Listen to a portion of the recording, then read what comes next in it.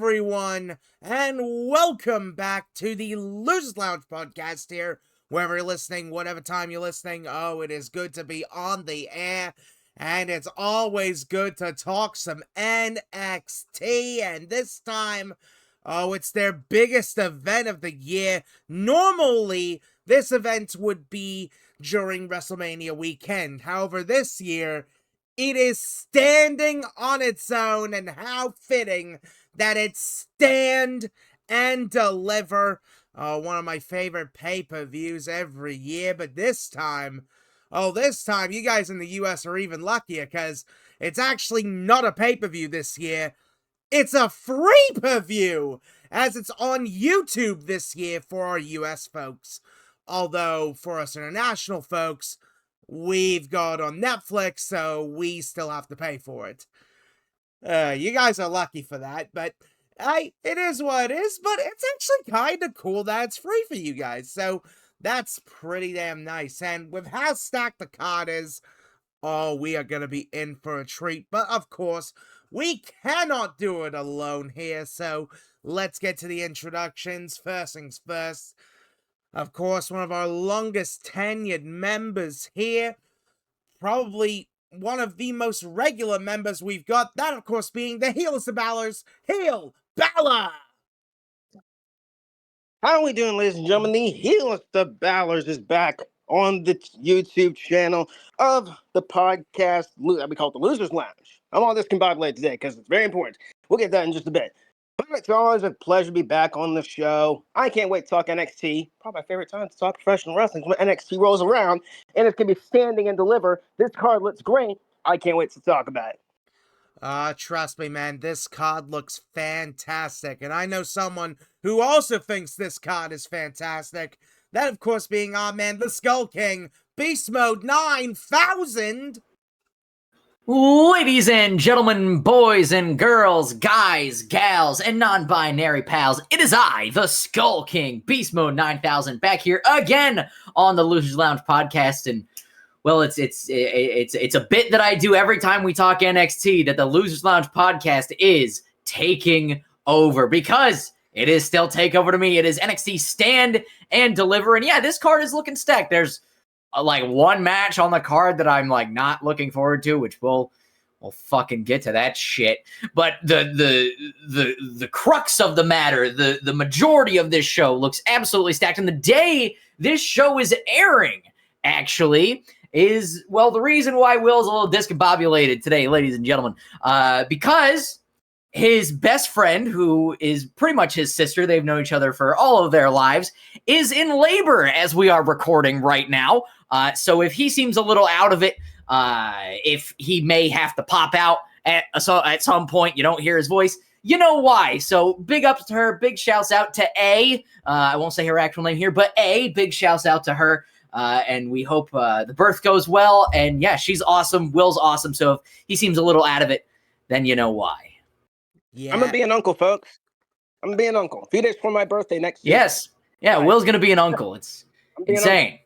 Yeah, like, it's insane, man. Big congrats there for your close peeps out there. Like, honestly, it is so good. But yeah, I'll tell you, it is going to be a fantastic show for sure. Of course, when it comes to people who are NXT aficionados, I know this man very much knows it, considering it is technically their home promotion in a sense, even though this show isn't at this sort of area. That, of course, being Leo the Phenom. Oh, Stand and Deliver. You wonderful, wonderful event each and every year. This looks like it's going to be one of the best, and yes, we are all looking forward to it, especially now that it's going to be free on YouTube, at least for us over here. Rest of the world, you got to get your Netflix accounts. But also, may we please give a round of applause to our friend, the Heelest of Balor, who's finally gonna be an Unk. Let's get the Unk chants going. Thank you, bro. Unk. Thank you, brothers. Appreciate it. Whoa, whoa, whoa, whoa, whoa, whoa, hang on. Did you just What hear the that? fuck was that? Wait a sec. Hold on. That's Did the you leave the door. door open? Who left the door open? Yeah, The door, the forbidden door? Yeah, No, close now. yeah, someone's knocking on the door at the minute. Let me All go. right, I'll go. It's probably Oh my mine. good God! Oh my god. Whoa. That's why I just Hello. got the news that HeelBalor was going to be an uncle, so I thought I'd just pop by and say, "Congrats, Willie! It's good to see Thank ya." you, brother. Yeah, great to see you too, man. Thank you. Holy shit! Holy shit! Oh Holy yeah. shit. We of It's course been a could while not since- forget. We of course could not forget about Christian freaking Maracle. It's been, what, the Royal Rumble, I think? Yeah. Yep, I was supposed to be here for the Elimination Chamber. However, I had other things going on, but it's all good. I am here, folks, and I'm here to tell you that I will be present on the podcast not just for tonight, but also next week when we talk AEW Dynasty, and of course, I will never miss the WrestleMania podcast. Oh yeah. And of course, one last thing as well. We just started April. Willie, Yeah. the Losers Lounge podcast celebrates its 8th consecutive year. Yes. Wow. Yep, we started our podcast at the start of April in 2018.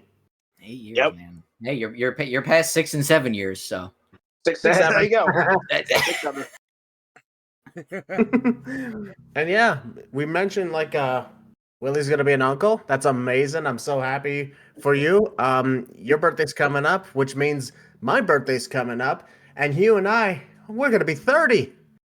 Yes, we are. Oh, We're getting We're wow. gonna be old men. What the hell? Oh my gosh. Unks, unks, unks, unks, unks. No, you're not 14 wrong. time I mean, uncle over here, by yeah, the well- way. Oh man. I've been an uncle since 2014, so yeah, before I met you guys. Oh wow. Crazy. I got a big family. Anyway, I'm glad to be here to talk NXT Stand and Deliver, and I love the fact that it's on its own night because, let's be honest, last year's NXT overshadowed WrestleMania Vegas. I don't know if anyone else agrees with me, but that's what I looked at it. Oh yeah. Oh yeah. As a result, it really needs its own night, so now it has its own night. This Saturday night, 7 p.m., St. Louis, Missouri. Hope you guys are ready, because I am. Oh yes, indeed. As a wise man once said, Saturday night is all right for fighting. That is true. That is indeed true. And I actually know a few peeps who are in the St. Louis area. Don't know if they're gonna be at Stand and Deliver, but, well, honestly, I am excited for this show.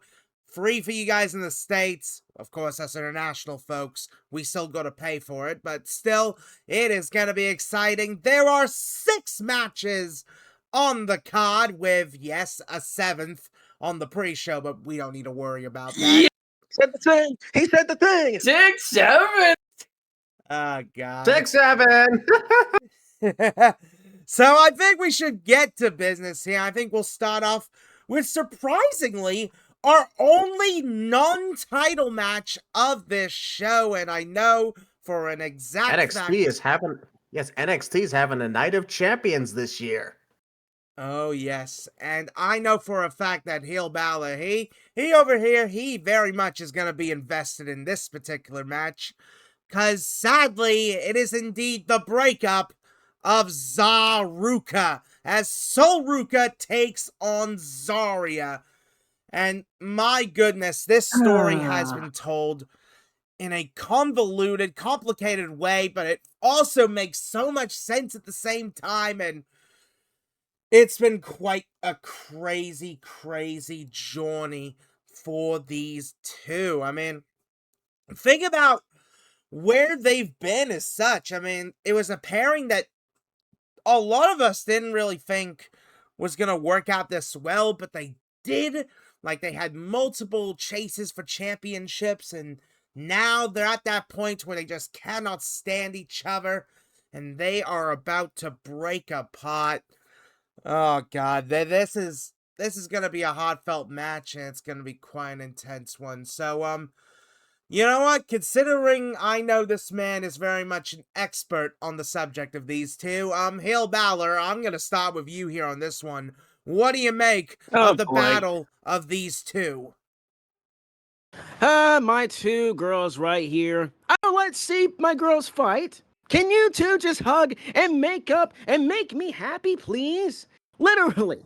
Like, oh my gosh. But in all seriousness, I'm looking forward to this match. Don't know why they're booing Salt Ruka, but what do I know? I think it's also because, like, WWE has not made it, clear who the face or the heel is in this, but whatever. Let's talk about, Soul is the former longest reign women's North American champ and the longest holder of the women's speed championship as well. Zarya has never held championship gold. Zarya thinks that Soul took opportunities away from her. Wrong, actually. She gave opportunities. She gave you a chance to defend her championship, which you lost, by the way, but that's neither here nor there. It's actually not your fault. Mariah May is just smarter than you. Anyways, moving on. It's just, can you two just stop fighting? So the turn happened when Soul was gonna face JC Jane, and oh my god, I think Beast will talk about it when he gets to be his turn. But the way they turned like Zarya heel was kind of weird, I guess. Like, I didn't care for it, and just the way they kind of handled it a little bit. I do get where they were heading with it. Just the execution was not for me. No, thank you. And now we're here. Now, people are saying, well, it's going to be inside Hell in a Cell. First of all, the place they're going to does not have the room for Hell in a Cell, first of all. And second of all, this doesn't really need to be inside the cell. It's not that personal. It's not a blood type feud. Not yet, it's not. Regardless, it's going to be a very, very good one. I'm very torn on who I want to win. Like, on one hand, Sol Ruka's my girl. I wanted to win just to kind of be like, oh, okay, she's, we give a trilogy maybe. On the other hand, wouldn't mind Zarya winning with this new edge of hers, this new, like, badass streak or whatever, and her being, I guess, the heel quote, I guess. Again, there's no face nor heel, I guess, in this thing. Just two of my girls fighting. Please hug and make up. But I am gonna go with Zarya to win. I think, this will sadly be Sol Ruka's final match in NXT, and this will be her send-off, as much as I don't want it to be. And she should have won the NXT Women's Championship. That's neither here nor there. I think, Zarya's taking the win. It's going to be a fight. It's going to be a big, brutal fight. It's going to take a lot to put down Sol Ruka, but I feel like they're going to give it to Zarya. As much as I'm going to be a wreck during this match. So, but yeah, I'm going to go with Zarya to win and beat Sol Ruka. I'm not going to be happy, though. Oh, yeah, I can definitely understand that frustration.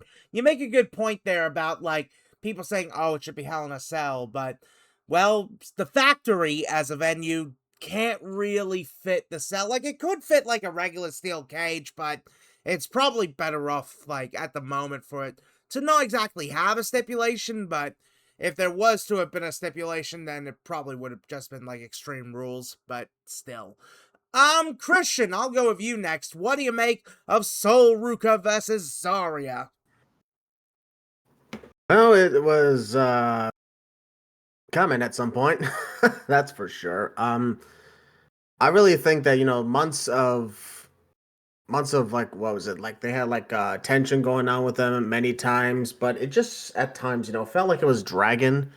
But I'm glad that they're finally executing this whole feud and everything. I was honestly thinking they might be added into like a championship match or something with JC Jane, and they just like further delay their singles match to another time. But to see it happen here at Stand and Deliver, I guess I can see that. I mean, after all, this is the place where these type of things happen. I'm looking at Carmelo Hayes and Trick Williams. They had their match at Stand and Deliver, and I can see why they would do this.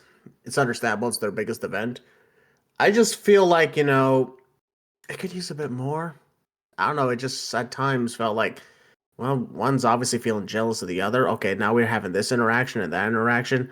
And now, oh, this just got delayed a little bit. Oh, we got to wait for a while for this now. Okay, now we're doing it. That's that. It felt like in a sense that that's what they were doing. However, I can understand why Zarya would feel the way she did, because you look at Sol Ruka, longest reigning North American champion, longest reigning speed champion. She was actually a double champion for a long time, whereas Zarya had nothing. But for the purpose of this, I don't understand why people want it to be Hell in a Cell, because I'm like, it's not personal enough. It's nowhere near bad blood enough for Hell in a Cell. Despite the fact that, in addition to the fact that they're inside, the factory, a small venue in St. Louis, I'm like, the match itself just doesn't scream Hell in a Cell right now. The way the feud's been going, I'm like, I don't see a Hell in a Cell out of this. Maybe later. You never know. They might do it in a venue for the future NXT PLE that has a bigger venue, but we'll see. We never know. It could be Sol Ruka's last match, but it could also not be, because I really think the women's division could still use her right now. But I think Zarya, I agree with Willie. Zarya should absolutely win this match because Sol Ruka has gotten all the big victories, all the big championships. Hell, she's got the moment at Saturday night's main event the night where John Cena retired when she faced off against Bayley. So, and of course, she was in the top 3 of the Royal Rumble match. And Zarya, not much of anything. So that's why I'm like, we really should be giving Zarya this because she's getting shafted out of everything. So that's why I'm like, Zarya for the win. Ooh, I do like your thinking there, Christian. I like your thinking. Beast, I'll go with you next. What do you make of Sol Ruka versus Zarya? I have actually enjoyed the build to this a little bit. I do think it's weird how Zarya has been like, you didn't give me opportunity, like that was really kind of like retconned. Like they feel like that their audience has the memory of a goldfish, I don't know. It's weird because Sol Ruka definitely did give Zarya opportunities. But the build otherwise just the weird... Huh? Well, I said thank you because finally, exactly. Yeah, you're welcome. Because, dude, keep going. It's odd to again, retcon that almost. The audience isn't gonna forget. I mean, the ones that do either are very young or have the memory of a goldfish. I got a bad memory, but I can at least remember that. Sol absolutely did give Zarya opportunities. A lot of them. Zarya defended Sol Ruka's championship in her honor one time. It's fucking weird to be like, you didn't give me opportunities when she did. It's not your fault that you lost, Zarya. Sorry, it's not. It's weird that they're retconning some of their past and trying to make a storyline out of the retcons when you could have really made a better storyline making it out of the truth, which is what they should have done. And I have enjoyed some of the build. Where I think they should have gone with this is more of our Gargano Ciampa way and done an unsanctioned match at Stand and Deliver. I think that would have been really dope. Or maybe a Chaos Reigns match. What's a Chaos Reigns match? Chaos Reigns match is 2 out of 3 falls, falls count anywhere, no holds barred. That's what I would have done too. That would have been rad. I don't know. Hell in a Cell or a Steel Cage, they do cage matches a lot for blow-offs. I think something else would have been nice to kind of give it a little ooh, this is a blow-off, and it's a stipulation that we haven't seen in a little while, like unsanctioned, or something we've never seen, like Chaos Reigns, or like a spin on a lights out match, and shit like that, man. I don't know. As for who I've got, I really don't care in a good way. Because, yes, could you give it to Zarya? Because Zarya deserves it. Absolutely. Like Christian said, she's kind of been the one that's been shafted. You could give it to Sol Ruka and elevate her stock more and give her more of a rocket ship push. Absolutely. I'm fine either way. Therefore, I don't care, and I just want a good match. So my prediction... Oh? Well, I think we have to say the line, ladies and gentlemen. Oh? I think it's coming down to my prediction is not just Sol Ruka, it's not just Zarya. My prediction for this match is one word, 3 letters. Say the line, Bart. Yes.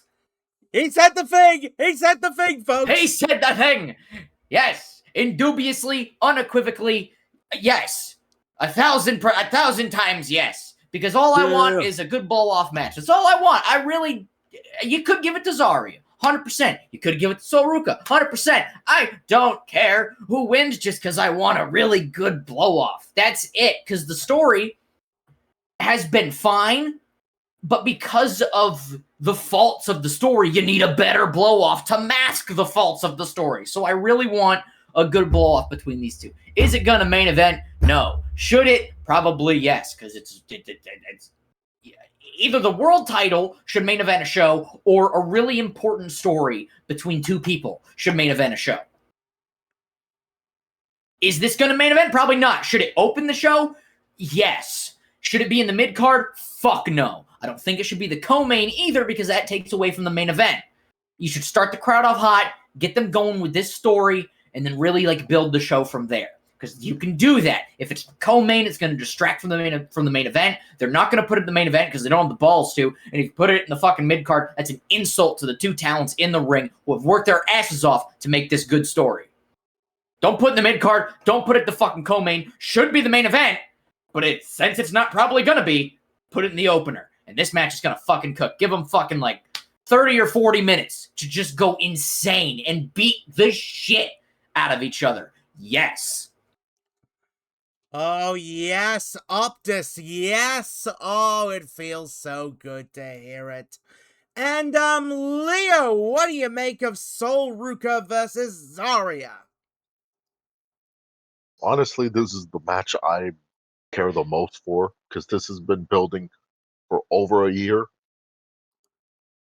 I don't want to say that it's a face versus heel thing, because it's just two former friends that one feels kind of shafted over the other. Because let's be honest, Sol Ruka has been given more opportunities, given more chances at being a champion. While Saria feels like she's kind of just been dragged along for the ride. I guess you want to say, but and doing that, remember, professional wrestling is a very selfish kind of business. You can either make friends or you can make money. Sometimes you can do both, but one is gonna sacrifice over the other, and a lot of times it's gonna be friends, because you wanna be champion to make more money and prove why you're the best. And that's where I kind of understand where Zarya's coming from, but I also understand Soruka's point of view. I I wanted to drag you up with me, but yeah, and I gave you opportunities, yet you kept failing them. So uh, it's a conflicting kind of feeling. I'm going into the match, like our friend here, the Healers of Ballad, but I'm not as connected with it as much as he is. But I still feel this connection. Should this main event? Absolutely. Will it? I, I'll give the benefit of the doubt and say yes, because there have been situations where a major story that's been lasting a long time has been given the main event spot of the the takeovers before WrestleMania, like you know uh, Mello and Trick, like Gargano Champa. So I would like to say yeah, they'll most likely give this match the main event spot. If not, then give them the opening. Just like how Beast said, who's gonna win? Uh, You can you can make an argument for either of them, but the majority have said, I'm gonna go with Zarya, because I feel she could gain more winning than her losing, because Soul's kind of already been propped up as the top woman of NXT. And sorry, Miss NXT champion JC Jane, but you just aren't as popular as her. So I'm gonna say Sario comes out on top. Will there be more matches? Most likely. So yeah, I'm gonna say Zarya wins this. That is a very fair way to look at for sure. Man, you guys are putting me in a tough spot with this one, because, like, when it comes to this match, like, I've been very invested in the story that they've been telling with Sol and Zarya. They very much are at that point now where they have exploded. They cannot recover each other, so now they're gonna have to sell it. And look, would I have preferred this to be a stipulation match? Absolutely. I would have absolutely preferred it to be some kind of stipulation. But I can understand why it's not, and that is fair. Who do I got winning? Well, before I'll at least say, I don't know if this should main event. Like, yeah, it definitely would make sense for it to main event, considering, like, how big of a story it is, but I don't know. I feel like it would take, like, a Herculean effort for it to main event, and I would want it to main event, but if it had, like, a hardcore sort of stipulation, then there would have been more of a chance of that, in my opinion, but I'm not I sure mean, about you that. never know. We're still a few days away, so like the day of or like the day before, they'll announce like oh, like Robert Stone will make an announcement saying like, oh, like to assure that there's a winner, the match will the only way to win is by pinfall or submission, so there's not going to be any disqualifications or countouts. Yeah, there is a chance of that happening, but you never know for sure. I think in terms of who winning this one, I'm actually going to be a bit of an odd one out here. I'm actually going to say Sol. I think Sol Ruka is going to be getting the win because, well, if you remember back to the Ciampa Gargano feud and how in the first match, in like the first match of the story, how Gargano won at TakeOver New Orleans. I think that's going to be like a similar approach they go for this, where Sol is going to get the win here, but this is not going to be the end of the feud. I don't see this being the end of the feud at all, because there is a lot of leeway to go with this. And plus, I mean, while there is a stacked enough women's division on NXT, I think keeping Sol around for a bit longer, I think will help so much when it comes to that. Because, like, we just had a bit of a mass exodus of talent recently with NXT. We're kind of at that point now where they're at that rebuilding phase, and you kind of need to keep someone like Sol around to help with that in a sort of And sense. honestly, I still to this day don't understand why they had Julia and Stephanie Vaquer leave for the main roster after like what, 2 months? Yeah. More like 6. They literally both got there in October. Well, Julia got there in September. Stephanie Becker got there in October, and they both were gone. Well, Julia was Yeah, it's gone by like April, and then Stephanie was out by like May. well, regardless, what I'm saying is like, they arrive, they get pushed, they win championships, they lose championships almost immediately, and now they went to the main roster. It was like that quick. It was like almost like they went the Kevin Owens route with them. And I was like, honestly, the women's division in NXT could have used them just a little while longer before you push. I mean, look at Julia nowadays. Forget about United States champion.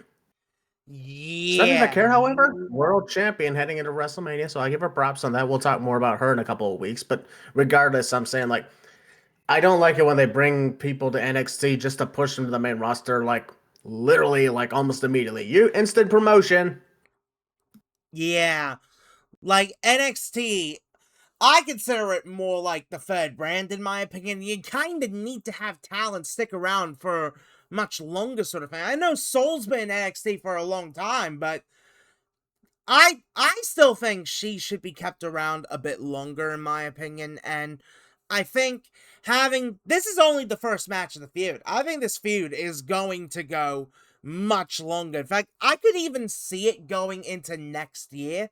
And I know it's a long way away to think about that, but look, you never know how NXT is gonna be having their storylines go for, so Yeah, but I've got Sol Ruka winning. I think realistically, this is only the start of the feud, and I think they're gonna go in a similar direction to the Gargano Ciampa feud in the sense of like this is only the beginning, and there's gonna be a lot more that happens with this feud, folks. A whole lot more. But man, So folks, you're also saying that, like, okay, so Ruka will take the first win, then Zarya takes the next two, because that's what happened with Johnny and Tommaso. I mean, maybe like I mean, the next match obviously Zarya would take it, sort of thing. But just it. This is only the start, folks. This is only the start here. So yeah. But I'll tell you, this next one. I mean, we're getting into the title matches now, and this one should be interesting as it is for the NXT Tag Team Championships, as it is the Vanity Project taking on Los Americanos. Oh, yeah. So, Los Americanos won a number one contendership match on the most recent NXT, and well, now they've got their opportunity at the gold against the Vanity Project. Not a team I would have expected to win the belt this soon, but hey, that's cool to see. A bit of fresh blood coming into the tag team division and definitely gets exciting things going. Now, of course, with Los Americanos being around, we're going to be seeing that continuation of the whole El Grande stuff, which, well, I I really hope we don't see like another tag team becoming like the original Los Americanos. I hope not. Or something like that. It is ridiculous, but I love it. I love the Americano stuff myself, but Precisely, because honestly, I really think that if this doesn't work out for NXT, they should definitely just be a full-time AAA thing. They got much more traction over there. oh yeah, like as someone who watches AAA a lot, they are super popular down in Mexico. They really are. So, yeah, but Leo, I'll start with you here. What do you make of the NXT Tag Team Championship match? I honestly really don't care. Like, I like the Americanos. The gimmick is giving the we know who's under the mask. It's giving them something to do, but like it kind of feels like a last minute forced in kind of thing. So it's like I mean I expect a decent match, but it's also like you haven't really given a reason to care, and also but like you'll hear more of it out of Beast, but I don't like the Vanity Project. I find them very obnoxious and I know that's the idea, but like I don't like the preppy kind of like like like want like high class kind of like preppy like school jock kind of characters they're supposed to be. It's just kind of like what am I supposed to get out of this? And also like as wrestlers, it, I can't really take them serious because like, I know like size thing in wrestling is not a big deal, but like these guys are too scrawny for for me to really like be like, oh yeah, you guys are gonna are real wrestlers. Uh, like if like don't get me wrong, like I'm 6'1", 265.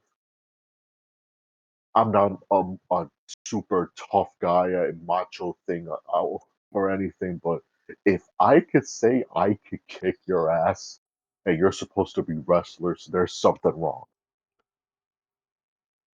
So for that, if it was up to me, I I would give it to the tag titles to the Americanos, but like they're not in NXT full time, so unfortunately, It's going to stick to the vanity project. Interesting thinking there, Leo. Very interesting. Beast, I'll go with you here. What do you make of the NXT Tag Team Championship match? And here we go through turns 3 and 4. Ward Burton thundering through turns 3 and 4. I don't know about you, but he's feeling 22 in the 22 car. Rusty Wallace on the inside. Oh, he's not clear. Look how hard into the outside wall. Wallace follows him up, pirouetting through the air. It is Ward Burton. His car's on fire, ladies and gentlemen. Ricocheting off multiple cars. Beast. What? Yes? What are we talking about? The Vanity Project and Low Sum. Oh, I'm sorry. I was playing NASCAR Thunder 2004. No, I was about to say that wasn't the game I got you for your birthday. Yeah, no. No, I'm playing a NASCAR Thunder 2004 from my OG Xbox. What we're talking about, the Vanity Project and Los Americanos. Right.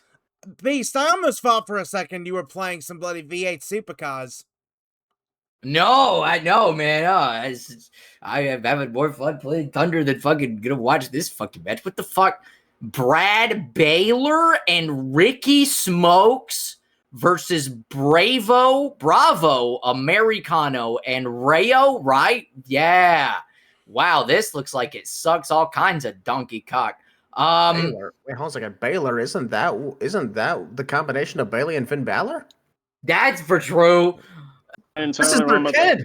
This is their kid. Oh, and wow, he's blowing ass. Like, man, here's the thing. Vanity Project sucks. Full stop. Hey, man, like, the gimmick is trash. I don't like the whole fucking frat boy fucking, that shit's stupid. And Jackson Drake is the best part about their group, but that's like being the funniest joke in an Adam Sandler comedy. And the Americano shit fucking is absolute garbage. You have shafted Tyler Bate and Pete Dunne, and you put them in fucking shitty. That's not Tyler Bate and Pete Dunne. It is very much Tyler Bate and Pete Dunne. Actually, no, I was in the same room with them, and the Americanos were on the other side of the room, and it was not them. Oh my. Well, whoever the fuck is in the fucking Americano masks, man, they're talented. I'll give them that. But holy fuck, the gimmick sucks, and it will not get them anywhere. They're better when they're out the fuck. They're better without the masks. Like, what? I do not get. You don't even know who they are. I don't give a fuck. I don't. You said they look better with their masks off, and you don't even know who they are. I fucking bet they already fucking do look better without their masks off. What the fuck is this shit? Bischoff? Hello, you think you are Barry Bischoff who want to take all the luchadors' masks? Like, I don't get the gimmick of either one of these two, and having the frat boys beat Dark State is a fucking choice as well. Like, you have shafted Dark State. Dark State was gonna be cool as fuck, and you fucked it. Like, I don't know, man. I don't know, dude. I love Dark State, and it's a shame that they've been relegated to not being tag champs anymore. I did this. This is the match I could give two fucks about. You know what? Hang on. You know what? I have my prediction. Let's see. My prediction is My prediction is Shovel Knight, because I'm probably gonna play that. Or maybe Turnip Boy commits tax evasion. I might play a little bit of that too. What? Or maybe the Marvel vs. Capcom Fighting Collection might play a little bit of that. Or the Crash Insane trilogy, that too. Double based. Or Shin Megami Tensei 5. Ooh. I don't know. I'll figure out something to play. Or I might fucking fire up a little bit of a Twilight Princess on my GameCube. Might play some of that too, because I just got past the fucking Forest Temple. I'm in Hyrule Field right now, and I need to further that, because that's that is actually my favorite Zelda game of all time, and just one of the greatest video games made in general, and I gotta play more of that shit. So I'm probably gonna play that while this fucking piece of shit is on the fucking screen. I don't give a fuck. Fuck this fucking match. Sounds like he does give a shit. He wouldn't be cursing as much. I do not. I think he does. He wouldn't be cursing as much.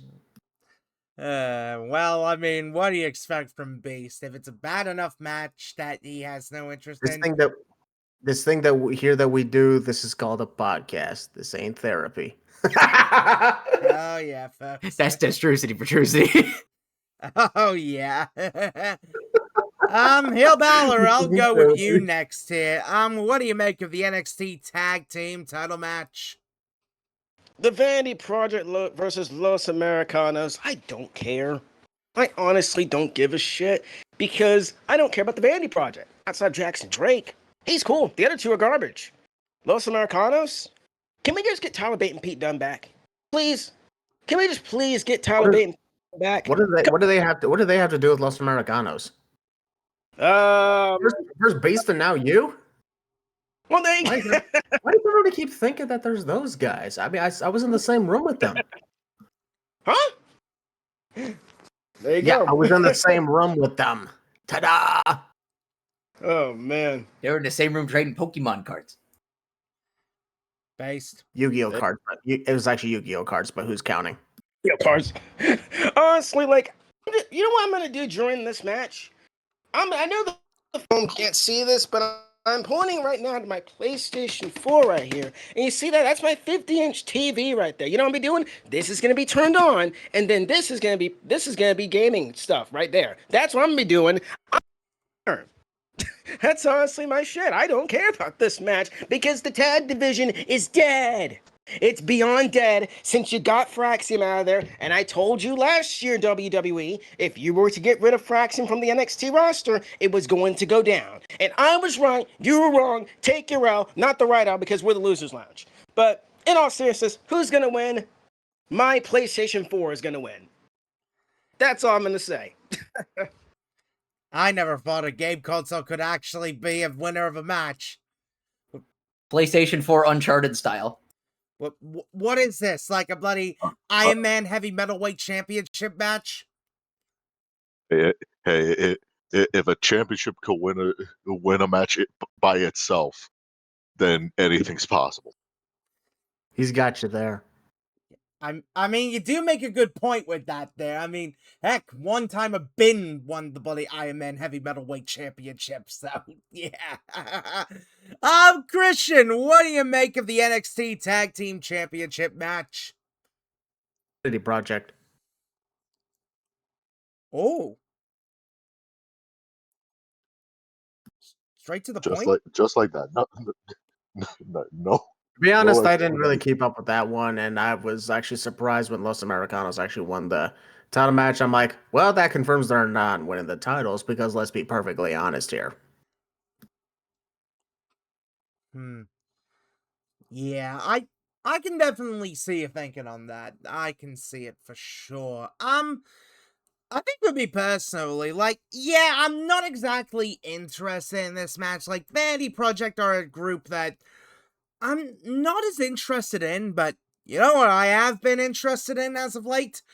The whole Americano story, because, oh, I've been loving me a bit of the Americanos in AAA, on Raw, and now here in NXT. Just whenever I see the Americanos, I get excited.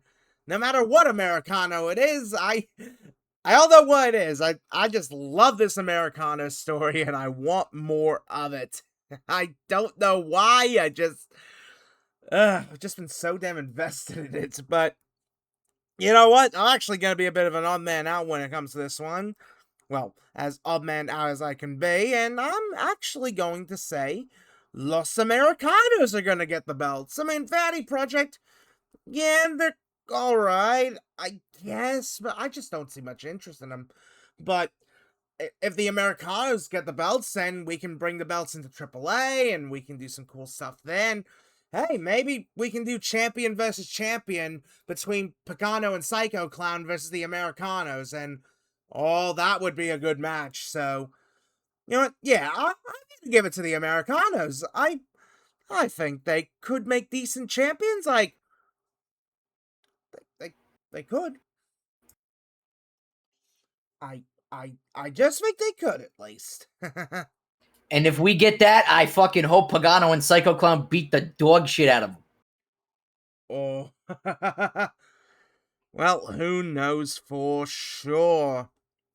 But I think this next matchup might potentially have a case to be a match of the night contender. That's just me on that, but maybe we might agree for this one, as it is for the NXT North American Championship, as it is the champion Which one? Miles. Oh, what did you say? You said the North American Championship. I'm like, which one? There's two of them on the line on this Saturday. Well, the men's North American Championship. As probably should have mentioned that then. The joys of having two of them. As yes, it is Miles Bourne taking on Johnny Gargano. Holy shit, I did not expect that. A deaf guy versus a depressed guy. Yeah, it's not something you would have thought of, but it's been actually quite a fun story as such. So, of course, Miles Bourne won the championship from Ethan Page, and gotta say, this Miles so far has had a pretty decent reign as such. I mean, yes, they changed his theme song, which I'm still annoyed by that. Make Your Move was a perfect theme song, and you didn't have to change it to some generic piece of trash. But still, I mean, look, I'm enjoying Miles Bourne as champion, and Miles Bourne has been really good anyways, so yeah, but they had a gauntlet eliminator to determine who the number one contender for the title was. And with all the field set, there was a mystery person, and surprisingly enough, it was Gargano who got it, and who actually won with the help of Candice, because, well, Candice was pretty much figuring out, hey, what can I do to get Gargano's spirits up, considering he hasn't been himself lately. Like, he really hasn't been himself as of late. So he hasn't been himself in years. Yeah, that's a good point to make on that. But, well, now Gargano is the number one contender, and I'm excited for this match. I really am excited here, but I think you guys are probably going to be just as excited, if not even more so. So, Christian, I'll start with you here. What do you make of the men's North American Championship match? Well, to be honest, I did not expect Johnny Gargano to show up for this, but it ain't the first time he decided to just take a break and have a match at the Stand and Deliver show. I mean, look at 3 years ago when he faced Grayson Waller in that unsanctioned match. Now, here we go again, this time around, going for the championship that he's won 3 times in the past. And one time he lost it in like a week or so, and that was to... I still don't remember the name of that guy who won it, but regardless... I think that this is a temporary placement, once again, just for Johnny Gargano to pass some time before he goes back to being depressed on the main roster, and then ultimately likely leaving the company, getting released, and then maybe joining up Tommaso Ciampa in AEW. But of course, that's probably why he's been depressed this whole time. But it should be a good match. But unfortunately, it's pretty predictable. Unless Johnny Gargano suddenly pulls a big move and says, oh, I'm staying in NXT, like Finn Balor did in 2019, I don't see anything really happening aside from Miles Bourne takes the win, beats Johnny Gargano in a good match. But overall, I'm like, just like Los Americanos being the challengers for the tag titles, I'm like, well, we're relying on main roster people for this. That's unfortunate. But overall, I hope it's a good match. Miles Bourne for the win. I mean, look, the reliance on main roster talent ain't like the greatest thing, but it's NXT's biggest show. They always like to sometimes on their biggest show bring in the biggest stars they can, so it is something I can excuse a little bit, but still, that it ain't the greatest feeling there. HeelBalor, I'll go with you next on this one. What do you make of the North American Championship match? Excited for this because one, I'm a big Miles Bourne fan. He's incredible. I've been a fan of his since Deadline in 2024.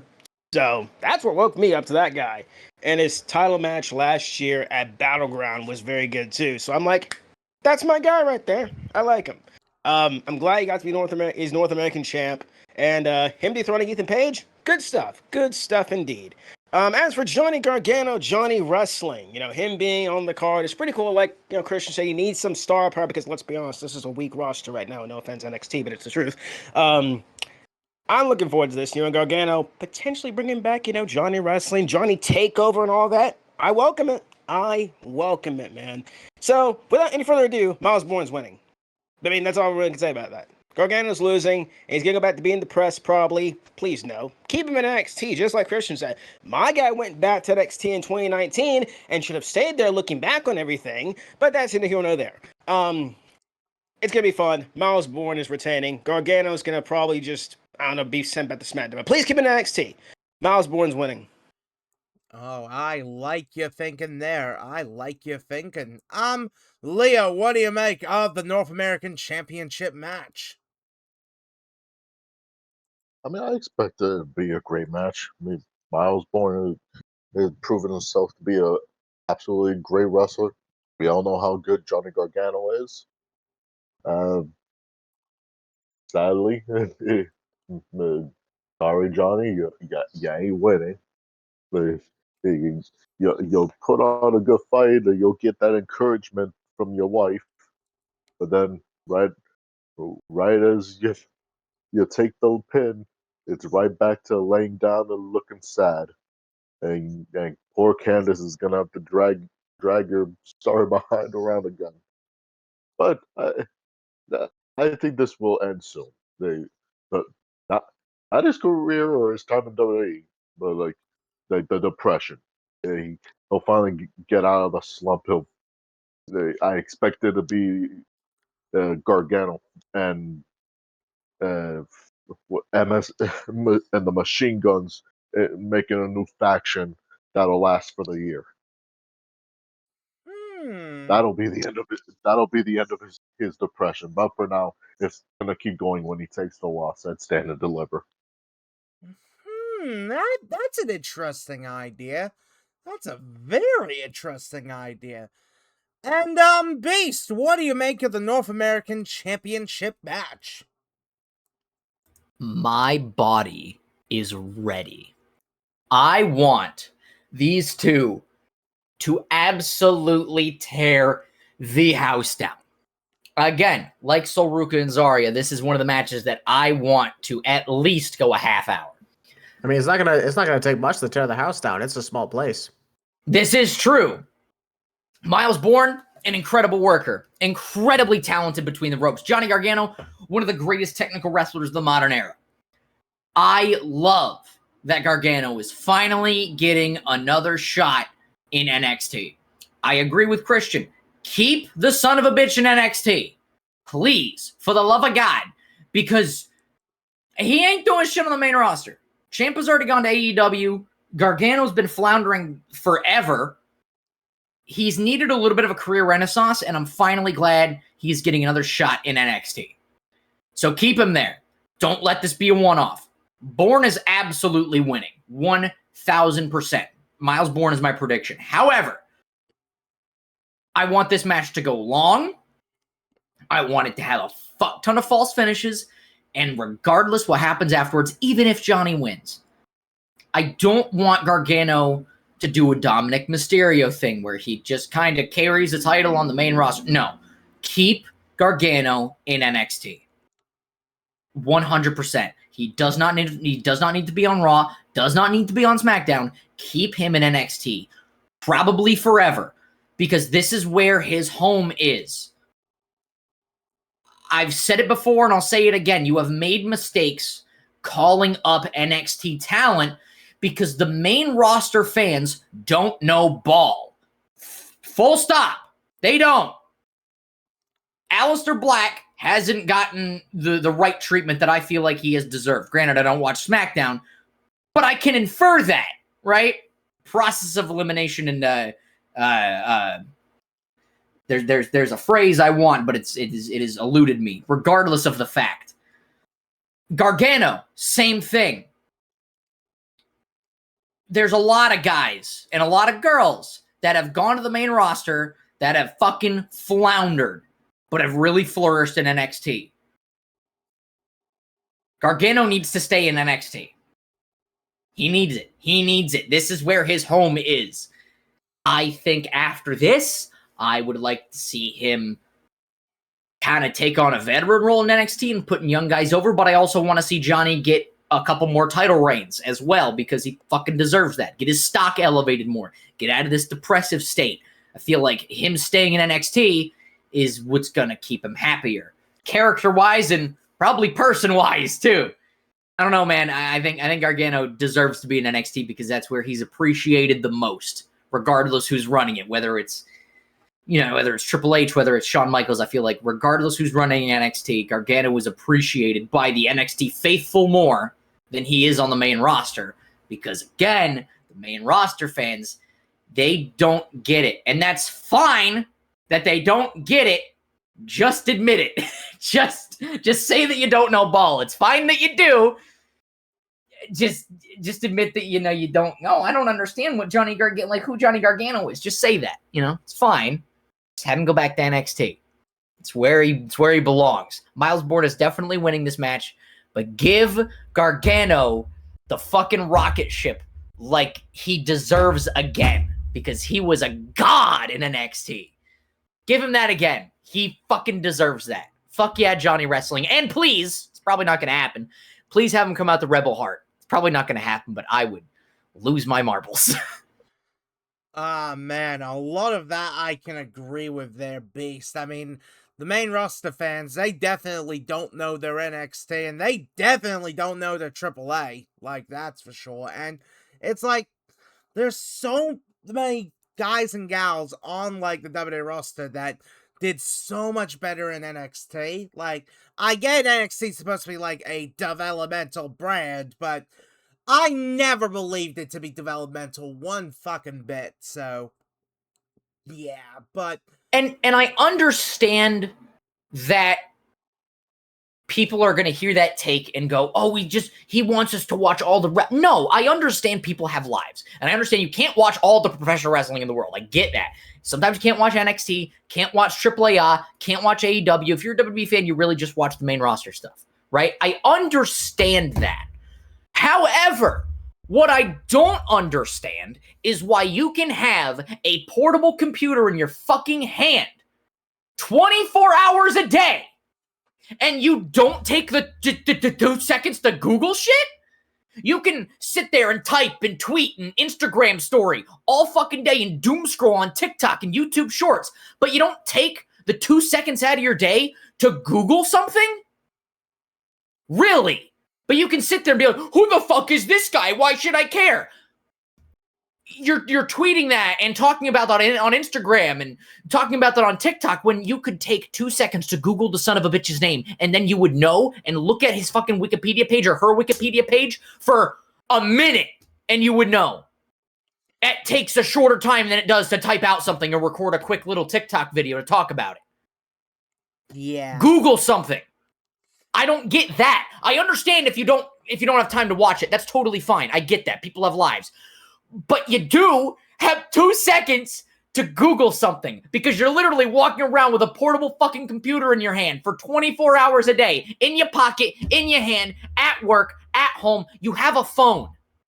We're not in the dark ages of 2006 or 2008 where it's flip phones and you can't Google shit. No, you can do most anything on a phone.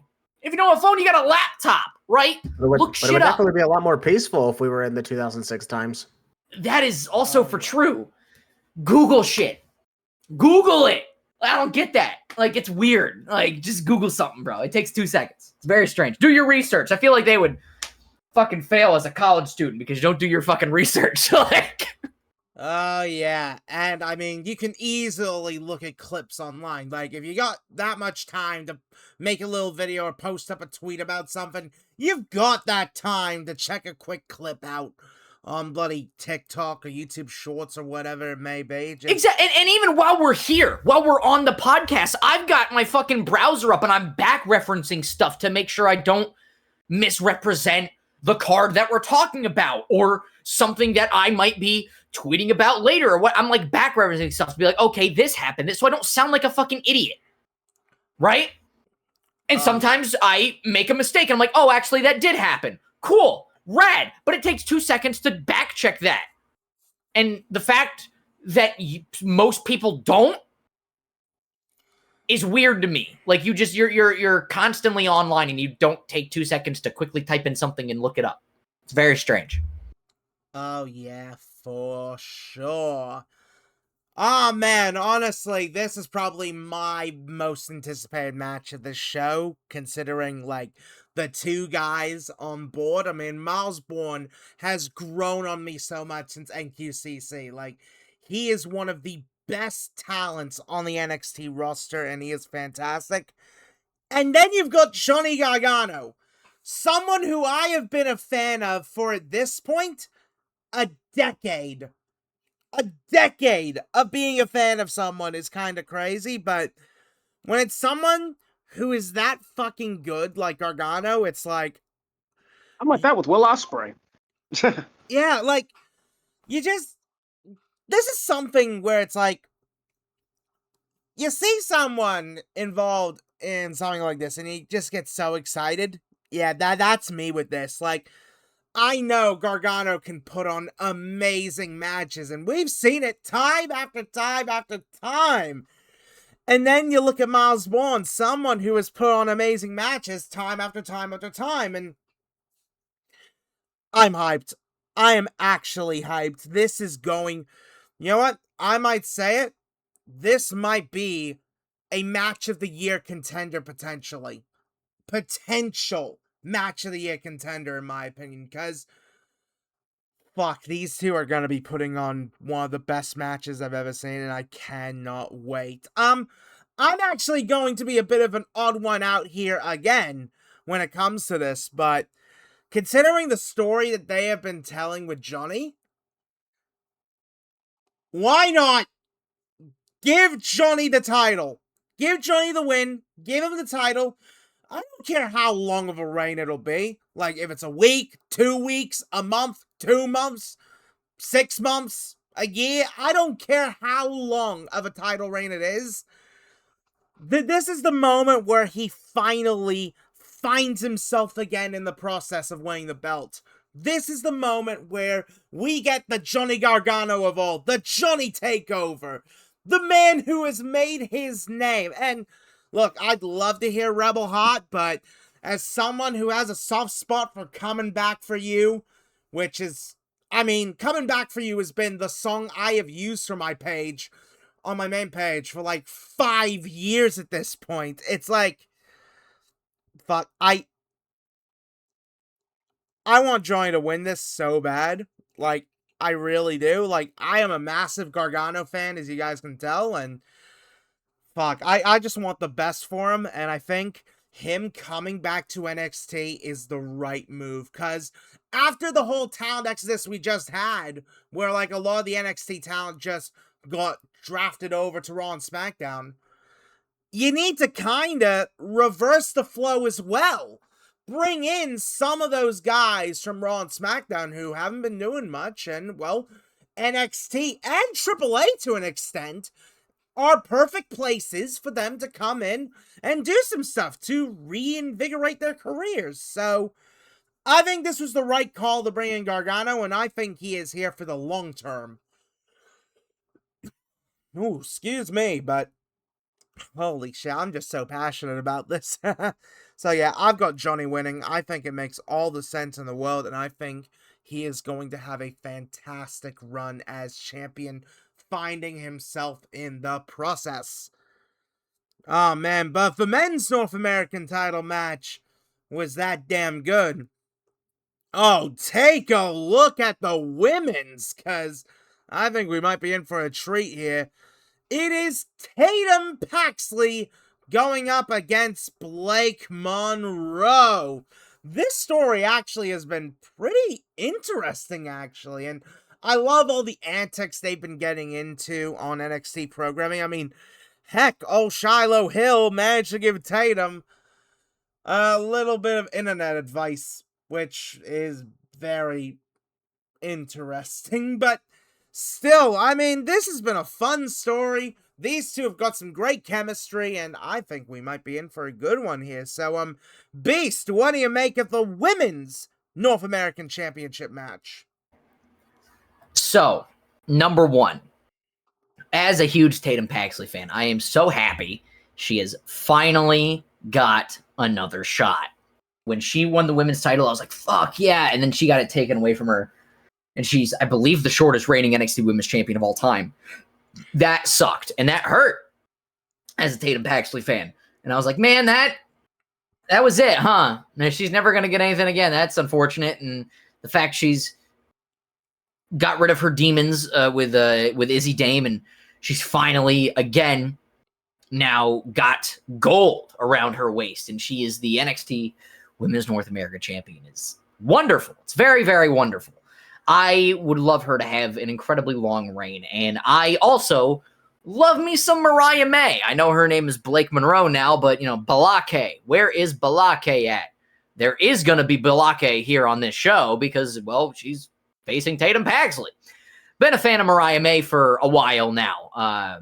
Her stuff in Stardom was absolutely fantastic. Her stuff in AEW was absolutely killer. And she has taken that energy and used it to cultivate this character, Blake Monroe, in NXT and WWE, and I am living for it. I'm absolutely loving it. The Woman from Hell is very enjoyable to watch. I would give this to Tatum Paxley. I'm fine with Blake winning, but I think Tatum deserves a incredibly long reign with the NXT Women's North American Championship. I don't know where she should lose it. I would say probably halfway through this year is where I would call the cutoff point. Maybe to Blake Monroe if they have another match again, because that would be cool. I think, and well, again, man, it's like when Chris Statlander lost to Tekla, and it's like on this, I think it was this past Friday, when Carmelo Hayes lost to Sami Zayn. I'm fine with that. I'm fine with the person winning, right? I'm fine with Tekla beating Statlander. It was just the wrong time. I am fine with Sami Zayn beating Carmelo Hayes. It was just the wrong time. I've already said my piece on Tekla versus Statlander. I feel like Tekla should have won the title at Revolution. I feel like not Gargano, Jesus Christ. I feel like Carmelo Hayes versus Sami Zayn, Melo should have retained, should have got Melo Trick at Mania. Melo should have retained there, and then Sami should have beat Melo at another point. Again, it's not the person winning the championship. It's the timing. I'm fine with Blake Monroe winning the NXT North American Women's Championship. Just not now. Just not now. Way too soon. I'm fine with her winning. Should be later. Tatum Paxley needs a long reign. That's what she fucking deserves. Therefore, I'm fine if Blake Monroe wins, but it would just be like, what the fuck? Tatum deserved a longer reign. Therefore, I'm going with Tatum Paxley. And hopefully, like halfway through the year is where she'll lose it, and she should hopefully lose it to Blake Monroe. Ooh, I like your thinking there, Beast. I like your thinking. Christian, what do you make of the Women's North American Championship match?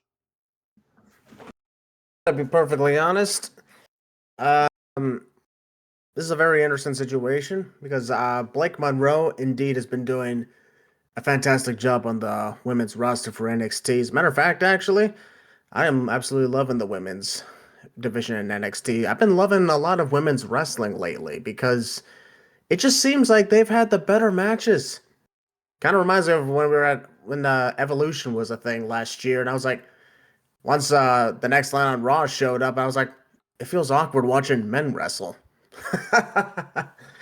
But Tatum Paxley, I will admit, I was very amazed at how she won the championship back at the Vengeance Day show. And I think that this is a good chance for her to really put herself on a good pedestal, to shoot herself to the air, and get a chance to hopefully contend for a world championship in the future for the NXT Women's title. In the meantime, as much as I would love to have Blake Monroe win back the North American title, but I do just feel like it's kind of too soon because Tatum just won the title, and I don't know, I just would feel like as if Tatum would lose her momentum a little bit if she loses here, but that's why I like NXT and their Stand and Deliver event, because there's a lot of times you're questioning, is this really the right choice or is that the right choice? There's some cons to this, but there's some cons to that.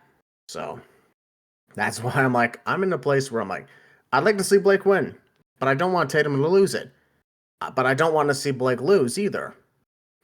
So that's why I'm like, okay, where do I go from this?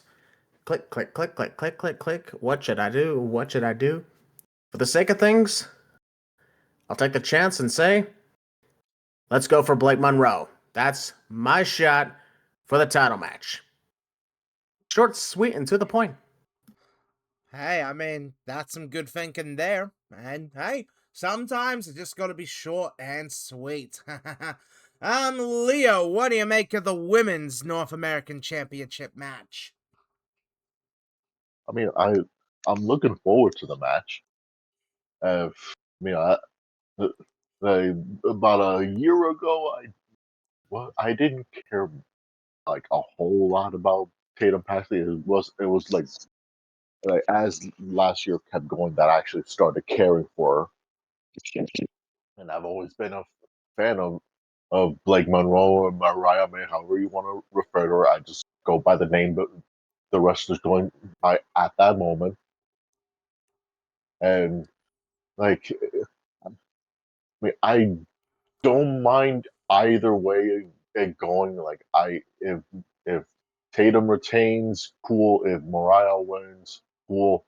But I I will say that when it comes to the winner, I am gonna go with Tatum Paxley because not because I feel she deserves more or anything like, but more or less it's that it would be a shame that after her last year becoming NXT Women's Champion to then hold it for like 3 weeks and lose it in her first offense, making her the shortest reigning NXT Women's Champion of all time at this moment. And then, like a couple months later, to then win the Women's North American title, to then only hold it for like a month, meaning like twice. Like she's won a title and only held it for like a cup of coffee to give it to someone else. So it's like, then what the hell is the point of her winning the championship? So for that, I want to give her a little more and say that Tatum's gonna retain. That way, she at least has a little bit of a longer reign, maybe until like whenever Battleground is, or like even the Great American Bash.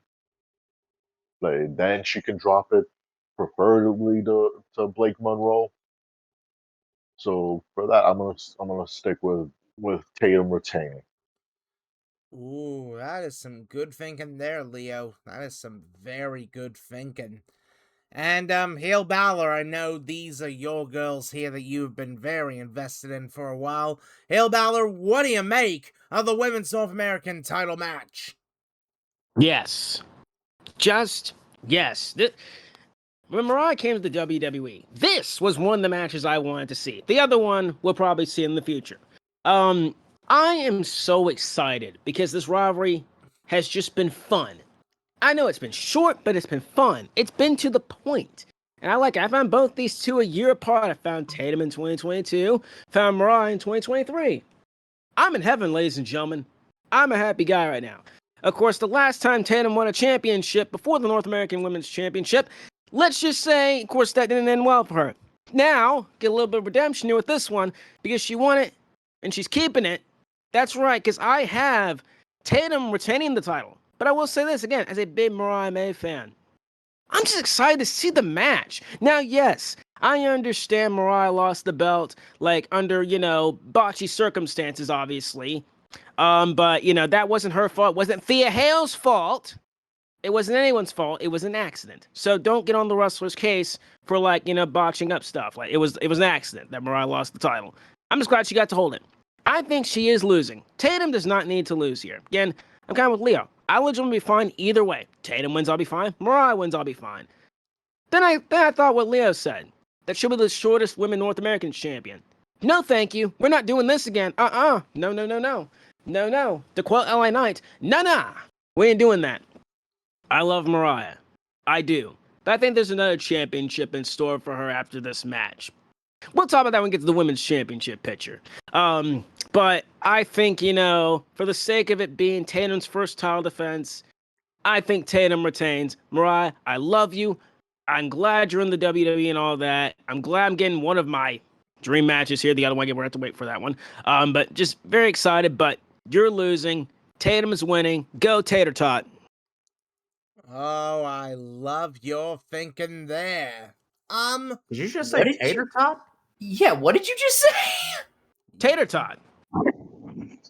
That's what Mariah's been saying. Go look at her stuff. Oh, I thought that was It's something. saying I tater get it tot. now. But I thought that was a nickname that you coined for her. I was like, Oh, whoa. no. I don't have a nickname for Tatum. I got Mariah's nickname, but not Tatum. I don't have one for her, sadly. I mean, Tater You tot. should hear the nickname I have for Beast, Oh gosh. We got Oh, Mr. Beast. oof. for Yeah. front. Mr. Beast Jr. Yeah, Mr. Beast. Well, No, actually, here's the thing. Like, Mr. Beast is only a couple years younger than I am, so close to around Beast's age. So I guess that's At not least I Junior. I don't guess he stand really is people Mr. had Beast. Daddy He is Beast Mr. would have been Beast. cool. Big Dick Beast that would have been cool, but oh, Well, here's the thing. I'd have to say to judge that, but we're not going to go there. Huh? Oh. Hey, huh? Hey, I'm just being honest, okay? That's the only way I could judge it, and that's why I'd rather not judge it. And that's why you don't get the nickname. yeah, it would be better than fucking Big pass Dick. out. Would be better than bloody Big Dick Dudley, that's for sure. If you know your ECW. Did Beast just say he's going to pass out? Yeah. That was his reaction when he saw mine. Oh Lord. Oh Oh god, I'm gonna fucking throw up. Oh shit. I was yeah. gonna throw up. Oh, that's what he said when he saw. No, I'm not. Gonna Oh, oh God. I don't know what just happened, folks. This went from tater tot to this. Titty tot. Titty tot. No, forget what I just said. Yeah, I gotta get to my buddy prediction. Forget what I Let's said. all calm down and let's have Tyler do his part. Let's all calm it down. Oh yeah. Oh goddamn. I mean, that was crazy, but I mean, this match is gonna be crazy in general. I mean, we're looking at two of the best female competitors signed to the company here. I mean, Tatum, she has been on a roll as of late, and she has been fantastic. And of course, Blake Monroe, you know what I've said many times about her. She is that damn good. So, this is a hard one, but especially considering, like, either one of them could win, and I'd be okay with it. Like, I've got no issue with, like, either one taking it, but, you know, don't go with Blake Monroe. Yeah, I know, it may not be, like, the best choice, but, you know what, I don't mind Blake getting the belt back here. I don't mind the idea of Blake having her another run. And look, I know Tatum, she will be back in the title picture sooner rather than later, because, I mean, it's Tatum Paxley. She's done so well that's like, she'd be more than capable of having more runs with the belt whenever. So, yeah, I don't mind it either way, but I'm going to go Blake Monroe. I think just having Blake's little redemption story, yeah, makes sense. I'm fine with it. But, oh man, this next one, folks. It's been a complicated story to get here, but we are finally here. It is for the NXT Women's Championship, and it is a triple threat match as JC Jane defends against both Lola Vice and Kendall Gray. Now, this was built up in an interesting way, I'd say. On NXT, there was a number one contenders match involving Lola and Kendall, and well, the both of them somehow managed to get a double victory. A draw. So, what do you do when it comes to a draw? put the both of them in the title match. So that's what we're here for. That's what we got. And I'll tell you, this is going to be quite an exciting one. HeelBalor, I'll start with you here. What do you make of the Women's Championship match? Again, this is another match where the women are carrying the card. Good job, NXT. You're awesome. This is once again why I've been enjoying a lot of the women's matches. Probably why I enjoyed Vengeance Day this past March, because it's like 5 matches and 3 of them were women's matches. Yeah. The women are carrying the show. They really are. It's true. It's true. Women are carrying the show, people. Don't have to like it, but it's true. This is going to be another fun match. You might as well have the whole card be about the women. Literally, I would not mind that. Literally. I mean, I know Evolution. I know, but have NXT their own version of Evolution. Anyway, I'm getting on track here. Kendall Gray, Lola Vice, and JC Jane. First of all, JC should not be champion anymore. Don't know why she won it back from Tatum Paxley, but that was stupid.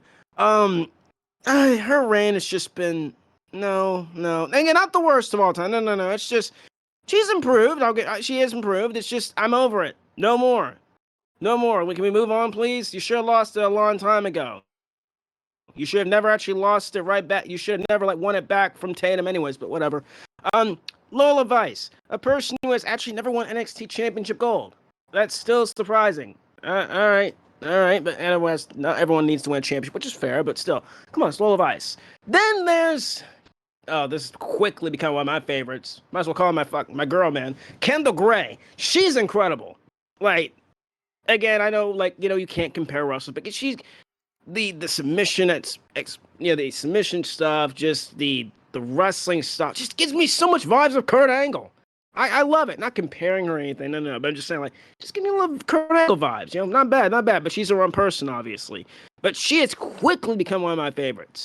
So she's a good one out there.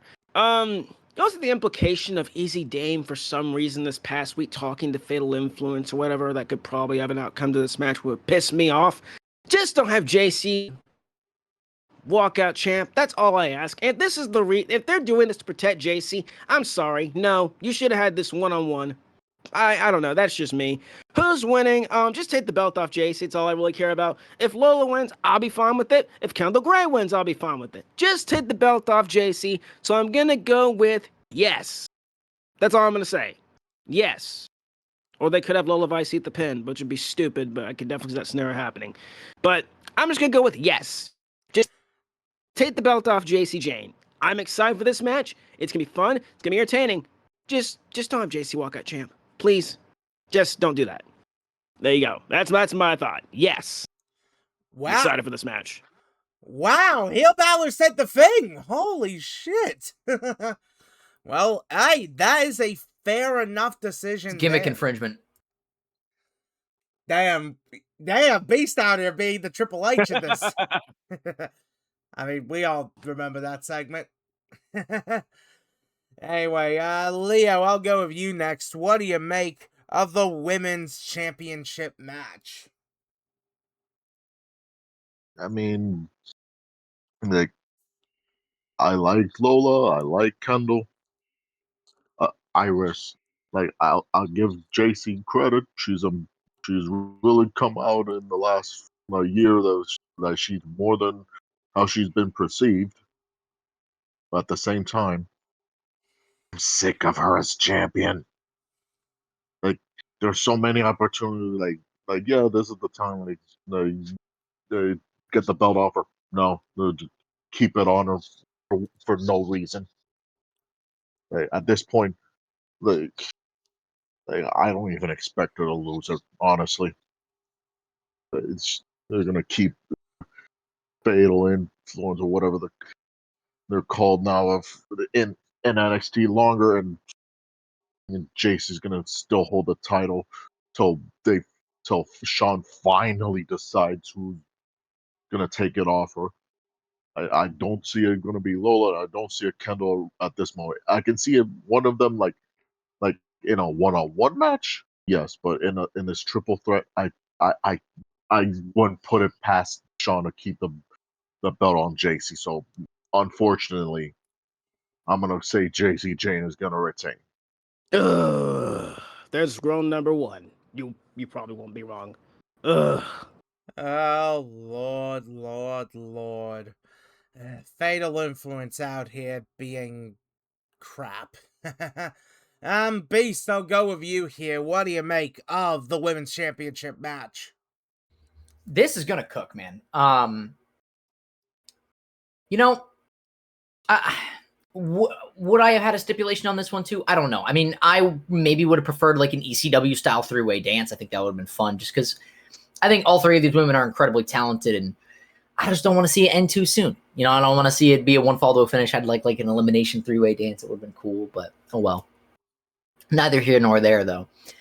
I love Lola Vice. I am incredibly shocked she has not gotten gold in NXT yet. Kendall Gray, I didn't know who the fuck she was 6 months ago.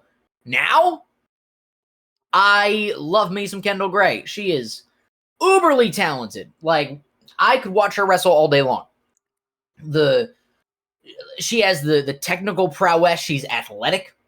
Lola Vice has more of the hard-hitting MMA style, and JC Jane has more of like the flashy sports entertainment style. So I feel like all three of them are just going to mesh super, super well here. As for who I've got, I would prefer to see Lola Vice win. Kendall Gray, it's not her time yet. Yet is the key word. However, I've spoken with my heart for a fair number of the predictions that I've given. I'm really going to go logistically here. I don't see them taking the title off JC Jane. JC Jane's my prediction. I would like to see... There's grown number 2. I would like to see Lola Vice win. It ain't gonna happen. Kendall Gray really ain't gonna happen. It just ain't her time yet. They ain't taking the title off JC. I would be incredibly shocked if they take the title off JC Jane right now. They're not gonna. JC Jane is my prediction. I, again, would really, really prefer to see Lola Vice win. It's just not going to happen. JC Jane is my prediction. Oh, God. That... boy. This is definitely going to be rough, folks. And, Christian, what do you make of the NXT Women's Championship match? I gotta tell you, I've been a pretty good fan of Kendall Gray lately. She is really showing how much of a good star that she has been. Her rise, her performance, and evolve. And not to mention, of course, Lola Vice. Is she still telling people she's a Latina? Probably not. I don't know. I don't watch much of NXT, but I do recall seeing her saying that every match, and that was so weird. Anyway, I will agree, folks, that this whole deal with JC Jane, Fatal Influence, has truly not been well, truly run its course. Hell, at Vengeance Day, when they did that segment, they had JC Jane brag about being the best champion of all time, followed by her mates saying like, yeah, we've helped her win. And I was like, uh-oh. And I was like, yeah, you don't say that. So to see this as a triple threat is very interesting. I like the direction they went with the double pin / submission thing that they did. Whenever they do that, there's always a cause. And this cause right here, I hopefully will be paid off, because it'd be nice to see Lola Vice take the championship. I think that would be fantastic. Kendall Gray, that'd be nice too, but still relatively new around here, so I don't think I would do that. I'm still the type of guy that thinks somebody, when they arrive, should take a while before they rise to the top, like climbing up a mountain. So as for my prediction, I predict right here that... fuck it. Lola Vice will win the NXT Women's Championship. No sigh. Thank you.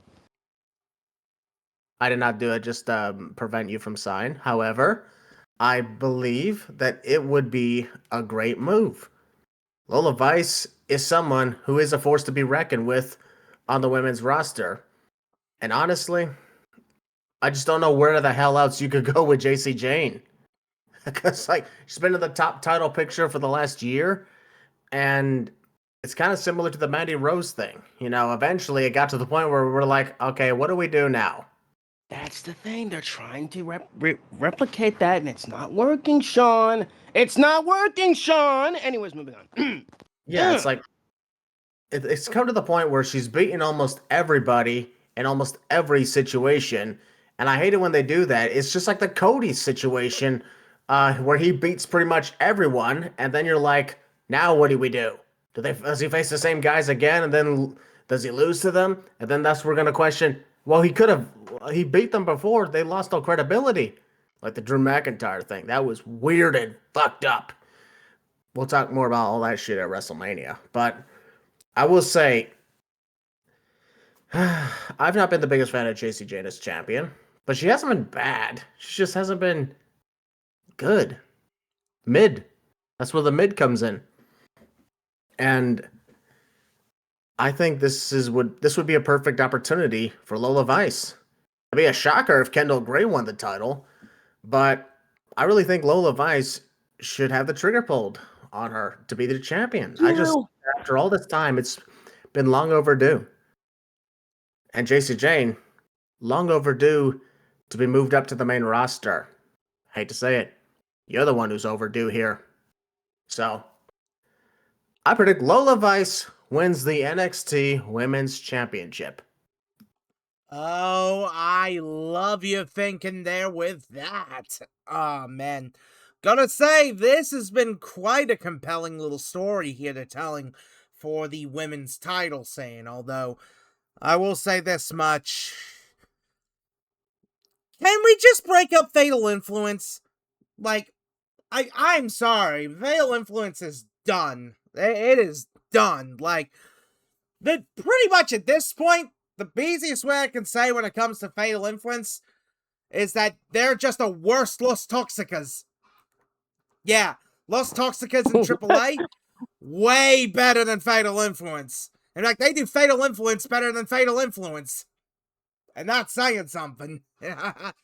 Seriously, though, like, I'm at that point now with the title reign where it's kind of at that sort of, like, go away heat level where it's like, yeah, I don't want to see you on my TV right now. Get out. So, very much, I'm kind of sick of Fatal Influence at this point, so, yeah. Lola Vice, one half of the AAA Mixed Tag Team Champions, very close with Mr. Iguana, and my god, Lola Vice has done some amazing stuff over the last years and so. Like, she's incredible. She actually is, and I'm shocked how she hasn't won a world title yet. Like, how has that not happened? How? I seriously don't get that. And of course, Kendall Gray, the former Evolve Women's Champion who vacated the belt after getting drafted over to NXT. Honestly, Kendall has definitely been impressing me. Like, she's great. Like, she really is great. And I think she's got a lot of potential for the future for her. So, yeah, this honestly is an easy prediction for me to make. A really easy one. I've got Lola Vice. I think it makes all the sense in the world for Lola Vice to finally win the championship and be a double champion too at the same time. I think it would be great for Lola to finally have her moment, have her title run, and I just think it makes sense. And an end. Since this is a triple threat, and since this is no disqualifications, no countouts, this is the moment where Fatal Influence breaks up. Finally. This is finally the moment where it breaks up, because, excuse me, I'm gonna be honest here. They have been due for a call-up for so long. They have been due to be drafted, but they need to be separated. They need to. Honestly, JC can go to Raw, Fallon can go to SmackDown, and whoever that other chick is, you can... Laney Reed, Alabama's own. Yeah, Laney Reed. You can stay in NXT all you want, but I like her. yeah, I'm gonna be honest. We need Fatal Influence to split up, get drafted, and well, never be thought of again. Because Fatal Influence is probably one of the most hateful stables I think I have ever seen, and I am just done. I am done with Fatal Influence. So, yeah, I think this is the moment where Fatal Influence finally breaks apart. And this is the moment where Lola Vice finally wins a title on NXT programming. I think it is finally that time, and it is finally that moment. Oh, man, but if you thought a triple threat was crazy, oh, we can get even crazier with that, because, oh, we're getting to the main event here to talk about. It is a fatal four-way for the NXT World Championship, as the champion, say a name and he appears, Joe Hendry defends against Ethan Page, Ricky Saints, and Tony D'Angelo. Now, these four guys have been pillars of NXT for a good while, to be honest. Of course, Joe Hendry coming in as part of the whole TNA partnership before joining NXT and becoming a major star on the brand, becoming the world champion. Ethan Page, all ego, has been on a roll, one of the best North American champions ever, and honestly, he's done some great stuff. Ricky Saints, who came in around this sort of time frame last year, and he's done fantastic stuff for sure. And of course, Tony D'Angelo, who actually 2 years ago was in a world title match at Stand and Deliver.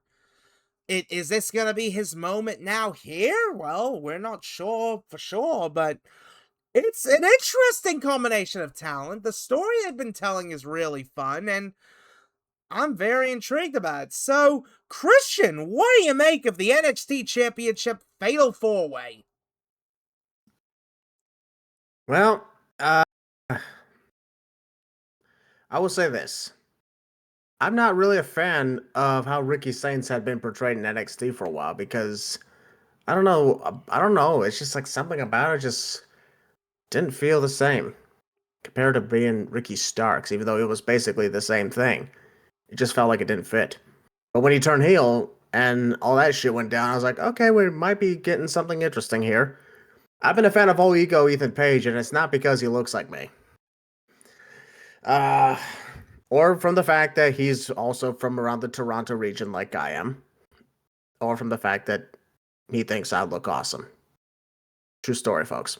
Anyway, the champion Joe Hendry, let's be honest. Big time, famous guy, all because of a good song. Not bad thing. And it worked out for him. But there's somebody who is overdue for this shit. Tony D'Angelo. In my opinion, he's been here since NXT 2.0 first became a thing at the end of 2021. He's been in NXT for the better part of 5 years. It's about time, high time, Tony D'Angelo finally becomes the NXT champion. This, way long overdue. It is time for this moment to happen. Ethan Page had his shot. He won the title. I was in the crowd for it. It was awesome. Ricky Saints had his time, won the title. Joe Hendry has won the title. He's had it since the start of this year. And Tony D'Angelo, nothing. Maybe except for maybe a North American title, right? And it was okay. But after all this time, I'm like, the dawn of NXT should finally get the crowning achievement. It would be absolutely fantastic. Or some crazy shit could happen, and one day he goes up to the main roster, starts a brand new stable, being in the Mafia, and the new Mafia leader, of course, is a heel John Cena in a suit. I don't know. Oh, Lord. What the fuck did I just come up with? Oh, that was weird. Crazy bit of fantasy booking on my part. Anyway, Tony D'Angelo is the one who I think should win this match. And the sad part is, I don't think he's going to win. I think they're going to give it to Joe Hendry. I just wish that after all this time, that we didn't always have to rely on the same ones, because it just feels like Ethan Page lost his North American Championship when he did to Mario's Born, so that they could put him in the world title scene, even though he kind of was already in the world title scene. Ricky Saints, I don't know, he just doesn't appeal to me. That's just the thing. I don't know if anybody agrees with me on this, but he just doesn't appeal to me. Joe Hendry, he's fun. He's funny. I like what happened last year at WrestleMania as well. That was awesome. Um, but Tony D'Angelo is the guy who's underappreciated, in my opinion. That's why I really think that the right move here would be to crown Tony D'Angelo as the new NXT champion. But unfortunately, I don't see it happening. So I predict Joe Hendry is going to win this match. Ooh, I do like your thinking there, and definitely some good insight there into the mind there. HeelBalor, I'll go with you next. What do you make of the NXT Championship match? This should be a fun match, honestly. The talent in here is pretty cool. Tony D'Angelo is definitely long overdue for a championship run in NXT. Um, like, um, long overdue. Ethan Page, like, I love this North American title reign better than NXT title reign. Ricky Sainz says, I don't know what they've done. Like, it's kind of just, why did you take the title off him to put it on Oba? Then Oba got called to the main roster. Then you turned Ricky heel. Like, you went all different about that, and Ricky should have never lost the title, honestly. That's just me. Like, you kind of went about that very, very wrong, and that does not sit well with me. Yeah, even. Got Joe Hendry being champ. He's a placeholder, pretty much, in my opinion. I do like Joe Hendry. He's entertaining. He's cool. He's funny, and he's been a pretty good champ so far. I think it's coming to an end of this show at the hands of Tony D'Angelo. I agree with Christian. Tony D is long overdue for a championship run. I think it's time to crown him, and I see a new champion being crowned in Tony D. I do think this is also where you're going to see the bromance between Ethan Page and Ricky Sainz, which has been hysterically funny every week. Like, they have me cracking up all the time. I love it. I think that's where their bromance is going to end at this show. Probably both are being called up for all we know. That does not need to happen. Only one, or you can leave them both in NXT. But that's just me. Tony D is going to win the NXT Championship. That's my pick. Interesting. Very interesting there. Leo, I'll go with you next. What do you make of the NXT Championship Fatal 4-Way? Now, I do agree that Tony D'Angelo is long overdue for becoming NXT champion. Will he win the NXT championship? Yes. Yes, he will. But not at this show. Not yet. If he's going to win it, I think it's going to be in a normal one-on-one match down the road, maybe Battleground, or if not, the Great American Bash. That is when he's going to finally become the big champ of NXT. All I hope is he doesn't like pull an Oba Femi and well, I finally won it. Bye. Because you remember with December League, Oba Femi won the title back, defended it once and then or twice and for a month and then okay, bye bye. Because he is also kind of due for uh, main roster call up, but I just hope they don't do that. But yeah, he's gonna win it, just not out of the show. In a couple months, he will. I expect Joe Henry to still be champion by this end of the show. Stand and Deliver, Joe Henry is retaining. Because remember, it is a fatal 4-way. It's like a little chaotic. Out of this, I expected to go for Joe Henry versus Tony D down the road, and then Ethan Page versus Ricky Starks for that.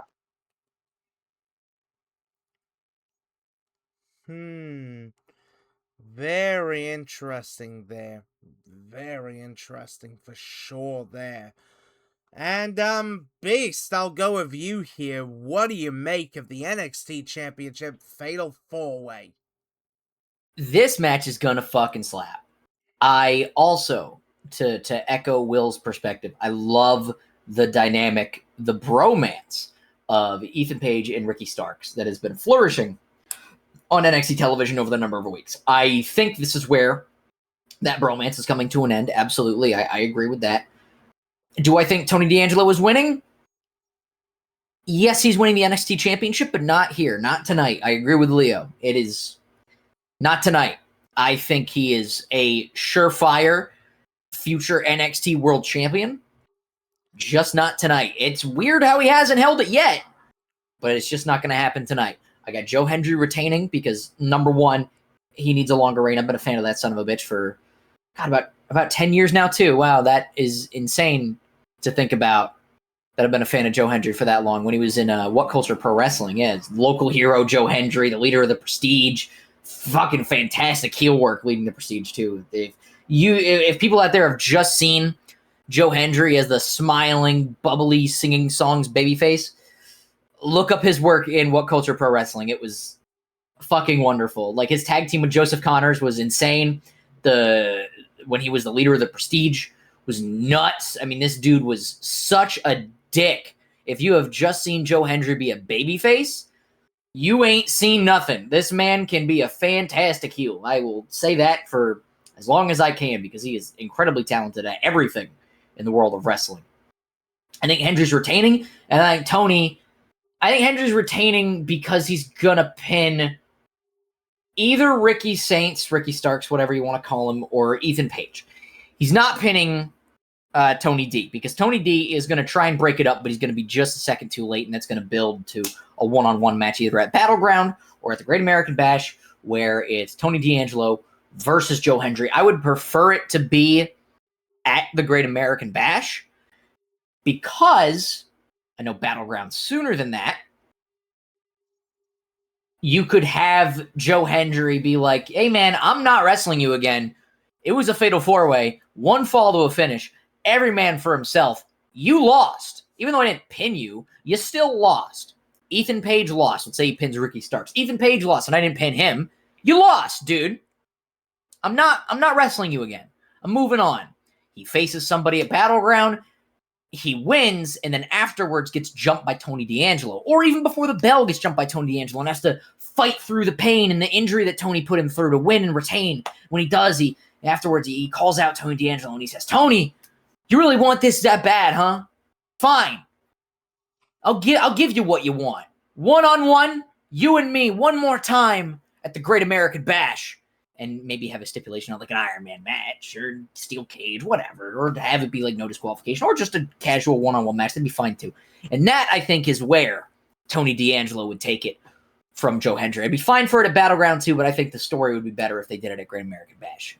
I think Tony is absolutely winning the NXT Championship, just not here. I got Joe Hendry winning, and then couple shows later, couple pay-per-views later, I think is where Tony D'Angelo is going to finally get his moment in the sun. The dawn of NXT, being the NXT champion, just not here. Later on.